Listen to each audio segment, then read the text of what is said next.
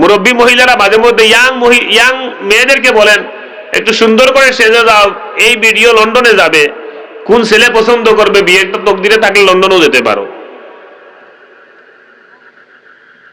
আমার নিজের শোনা, মানে তালিম তরবিয়ত চলে আর কি।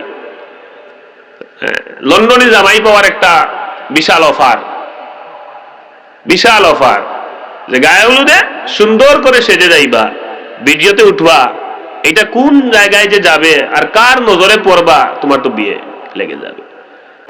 একটা বিয়ের অনুষ্ঠান লাগলে দেখবেন কি তামাশা শুরু হয়। তিনি মসজিদে এসে নামাজ পড়তেছেন, বাড়িতে গায়ে হলুদের অনুষ্ঠান হচ্ছে, বাড়ি এলাকার সব মহিলারা সবচেয়ে সুন্দর যে ড্রেস আছে, সবচেয়ে সুন্দর যে শাড়ি আছে, ওইটা পরে গায়ে হলুদের ভিডিওতে উঠতে হবে। আমার নিজের কানেও কিছু শোনা, মুরব্বী মহিলারা মাঝে মধ্যে ইয়াং মেয়েদেরকে বলেন একটু সুন্দর করে সেজে যাও, এই ভিডিও লন্ডনে যাবে, কোন ছেলে পছন্দ করবে, বিয়েটা তকদিরে থাকলে লন্ডনেও যেতে পারো। আমার নিজের শোনা, মানে তালিম তরবিয়ত চলে আর কি। লন্ডনে জামাই পাওয়ার একটা বিশাল অফার, বিশাল অফার, যে গায়ে হলুদে সুন্দর করে সেজে যাইবা, ভিডিওতে উঠবা, এটা কোন জায়গায় যে যাবে আর কার নজরে পড়বা, তোমার তো বিয়ে লেগে যাবে। বলছি এই ওয়াজগুলো খুব কঠিন, বললেই অনেকের উপরে পড়বে, পরে বলবেন যে হুজুর কি একটা বিষয় নিয়ে শুরু করলো, কথায় কথায় তো শুধু উপরেই পড়ে। তা আসলে উপরে পড়ার জন্য না, আমাদের সতর্কতার জন্য বলছি। আমাদের জানা দরকার এই বিষয়গুলো। আপনি নামাজ পড়তেছেন 5 ওয়াক্ত মসজিদে এসে মুরব্বী হিসেবে, আপনাকে যদি বলা হয় যে আপনার বাড়িতে এরকম করে আপনি হজ করে আসছেন, উমরা করে আসছেন, আপনি এত সুন্দরভাবে দিনই নামাজ কায়েম সবসময় নামাজ পড়েন, আপনার বাড়িতে গায়ে হলুদ হচ্ছে, এটা কেমন? উনি বলেন একটু ছেলে পেলে মানুষ করতে চাচ্ছে, আমি তো আর করতেছি না, তারা করতেছে, আমি তো করতেছি না। এই আমি তো করতেছি না বলে বাঁচতে পারবেন না। আল্লাহ রসুল বলে গিয়েছেন যে হারামাল্লাহু আলাইহিমুল জান্নাহ, অভিভাবক যারা থাকবেন তার অভিভাবকত্বের সুযোগ নিয়ে, তার অভিভাবকত্বের থেকে এই পরিবারের মেয়েরা, নারীরা, মহিলারা বেপরদায় চলেছেন, তিনি কোনো কথা বলেন নাই, বাধা দেন নাই, এর জন্য তাকে আল্লাহ তাআলা জান্নাতে যেতে দিবেন না, জাহান্নামে ফেলবেন। সুতরাং আপনি নামাজ পড়েছেন, পড়তে পড়তে কপালে দাগ ফেলে দিবেন, আর পরিবারের মহিলারা বেপরদায় চলবে, কোনো কথা বলবেন না, এই নামাজ পড়ে জান্নাতে যাওয়াটা কঠিন হয়ে যাবে। এজন্য নিজে যেমন আমলদার হতে হবে, পাশাপাশি পর্দার এই বিষয়টা নিজের পরিবারের মেয়েদের ইজ্জত আবরুর হেফাজতের দায়িত্ব আপনার। আপনাকে শাসন করতে হবে। আপনার ওয়াইফ যদি বেপরদায় চলে, আপনি শাসন করতে হবে। আপনার মেয়ে যদি বেপরদায় চলে, আপনাকে শাসন করতে হবে। তাকে বলতে হবে কেন তুমি বেপরদায়, এই পুরুষের সামনে কেন বের হয়েছে তুমি। বোন যদি বেপরদায় চলে, শাসন করতে হবে। এমনকি মাও যদি বেপরদায় চলেন, সন্তান হিসেবে আদবের সহিত তাকেও বলতে হবে যে এরকম চলা যাবে না। খুব কঠিন একটা বিষয়, নতুবা আপনি ইবাদত দিয়ে যেতে পারবেন না, তারা আপনাকে জাহান্নামে টেনে নিয়ে যাবে। জান্নাতে যেতে হলে একা একা যেতে পারবেন না, একা একা যাওয়ার জায়গা জাহান্নাম, আর জান্নাতে যেতে হলে দলে দলে যেতে হয়। এজন্য আল্লাহ বলেন ফাদখুলি ফি ইবাদি ওয়াদখুলি জান্নাতি, আমার বান্দাদের মধ্যে ঢুকো আর জান্নাতে ঢুকো। বলেন নাই যে একা একা জান্নাতে চলে যাও, কিন্তু হাদিসে আল্লাহ নবী বলেন মান সাজ্জা সাজ্জা বিন্নার, একা একা জাহান্নামে যাও। যে একা চলবে সে একা একা জাহান্নামে যাবে। জাহান্নামে একা একা যাওয়ার সুযোগ আছে, জান্নাতে একা একা যাওয়া খুব কঠিন হয়ে যাবে। আপনার দলবল নিয়ে যাইতে হইবে, আর নাইলে দলবল সহ জাহান্নামে চলে যেতে হইবে। এজন্য নিজের যেমন দিন, নিজের যেমন আপনি সবকিছু ঠিকঠাক মতো আমল করবেন, চলবেন, পরিবারের মহিলাদেরকেও ঠিকঠাক মতো পরিচালনা করা। তারা যদি একটু বেপরদায় চলে, আমার আপনার দায়িত্ব হচ্ছে তাদেরকে সতর্ক করা।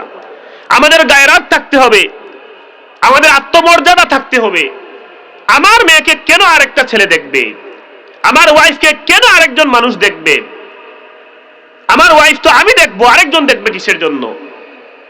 আমরা অনেক সময় বিভিন্ন অনুষ্ঠানে গেলে ওয়াইফকে সাজিয়ে গুছিয়ে নিয়ে বের হই, গর্ব করার জন্য, অহংকার করার জন্য, যে দেখো আমার ওয়াইফ কত সুন্দর, প্রতিযোগিতা করে মানুষকে দেখায়া।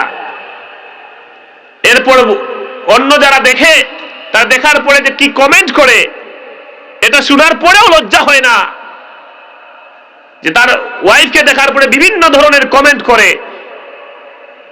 এটা নিজের আত্মমর্যাদায় যেই পুরুষের লাগে না, এ গায়রাতহীন আত্মমর্যাদাহীন এক পুরুষ, এমন জীবন থাকা দরকার নাই। বেঁচে থাকতে হবে আত্মমর্যাদা নিয়ে, গায়রাত নিয়ে, এটাকে আরবিতে বলে গায়রাত, আত্মমর্যাদা থাকতে হবে। এক সাহাবী বলেছিলেন,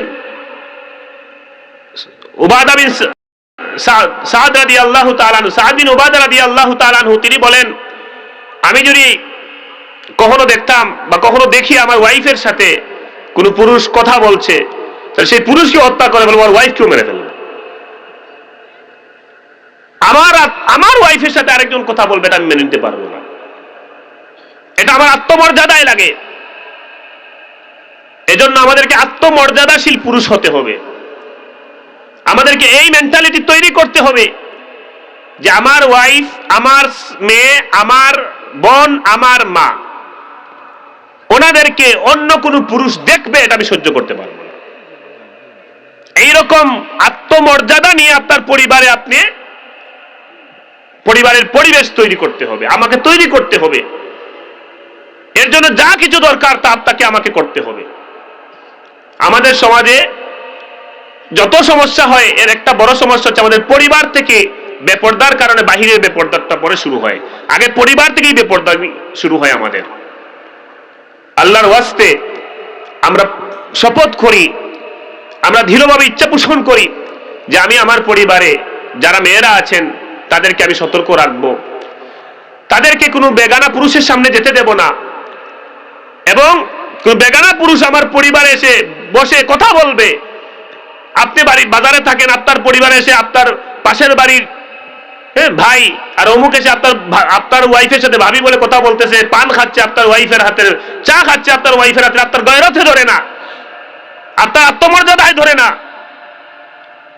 এতটা বেলাজা কিভাবে হলাম আমরা?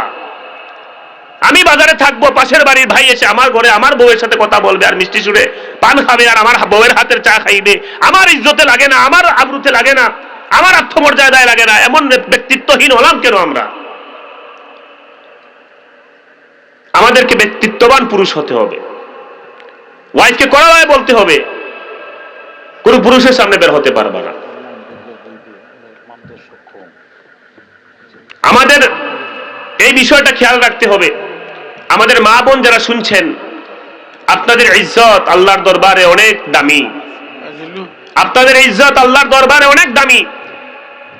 আপনি যদি নিজের ইজ্জত, নিজের পর্দার বিধান নিজে রক্ষা করে চলেন, আপনার গর্ভে আল্লাহ তাআলা যুগের ওলি তৈরি করে দেবেন। আমরা অনেক সময় বলি আমার মেয়ে, আমার ছেলে কথা শুনে না, মেয়ে কথা শুনে না। ও শুনবে কিভাবে? আপনার বিয়েটাই তো শুরু হয়েছে ওই বেপর্দা দিয়ে, আর বিয়েটাই শুরু হয়েছে গান বাজনা দিয়ে। ওই যে শুরু হয়েছিল, সারা জীবন বেপর্দায় চলছেন, তো আপনার পেট থেকে যে সন্তান আসবে, এই সন্তান কিভাবে ভালো হবে, যুগের অলি হইবে কিভাবে? এজন্য আমার আপনার সন্তান যদি ভালো হতে হয়, আগে নিজেকে ঠিক থাকতে হবে, মায়েদেরকে সবচেয়ে বেশি ঠিক থাকতে হবে। যুগের যত বড় বড় উলামায়ে কেরাম, যুগের যত বড় বড় আউলিয়ায়ে কেরাম ছিলেন, তাদের মায়েদের ইতিহাস খুললে দেখবেন সবাই দিনের ক্ষেত্রে দৃঢ়ভাবে দিন পালন করেছেন, পর্দার বিধান দৃঢ়ভাবে পালন করেছেন, হালালের বিধান, হারামের বিধান দৃঢ়ভাবে পালন করেছেন। এজন্যই তাদের গর্ভ থেকে যুগের অলি জন্ম নিয়েছে। আজও যদি আমরা এই বিষয়গুলো ফলো করি, আল্লাহর বিধান মেনে চলি, তাহলে আমাদের মা বোনদের গর্ভ থেকে যুগের অলি এই দুনিয়ার জমিনে আসা সম্ভব।